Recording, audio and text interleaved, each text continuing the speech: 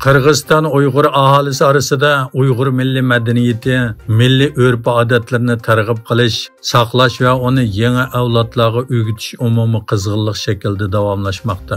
Shuning bilan bir vaqtda Uyg'ur madaniyat an'analari Qirg'iziston aholilari orasida o'z ta'sirini ko'rsatmoqda.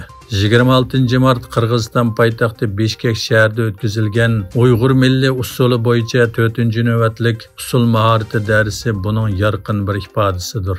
Usul maharatini o'rganish darsi Qirg'izistondagi Yulduz Uyg'ur milliy usuli ansamblining direktori Gulnaz Maqsudovaning tashabbusi bilan uyushtirildi. Gulnaz xonim shu usul maharati darsining asosiy maqsadi Qirg'izistondagi usulchilarga asosliq Uyg'ur usuli va milliy kiyim-kechaklarini tonishtirish ekanligini bildirdi. Kanadaning savdo axloqini nazorat qilish organi eng yangi dokladida Solola oltin shirkatini Uyg'ur majburiy amkiga chetishlik bilan aybladi.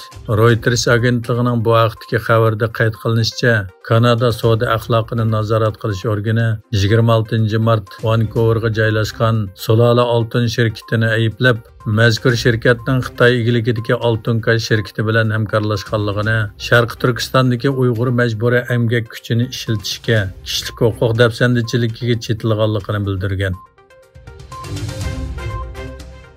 Washingtonda Kengash palata a'zolari Johnny Ernest va John Fetterman Amerika strategik neft zapasidan Xitoy hukumatiga qarashli o'rinlarga xam neft setishni cheklashni kuchaytirishni maqsad qilgan yangi bir loyiha o'tirg'a qo'ygan. Payshanba kuni o'tirg'a qo'yilgan partiya hal qilgan qonun loyihasi Xitoyga eksport qilmaslik sharti bilan Xitoy shirkatlariga xam neft setib berishga yo'l qo'yilgan yo'chiqni taqashni maqsad qilgan.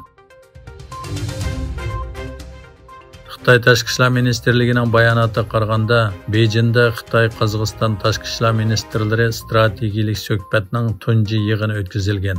Xitoy Tashqi ishlar ministri Wang Yi davlatiga ziyoratga kelgan Qozog'istonning muavin bosh ministri va diplomatiya ministri Murat Nurtiyevni bir balvoq bir yo'l tashabbusining yangi ulanish koridorini birlikda qurishga chaqirgan.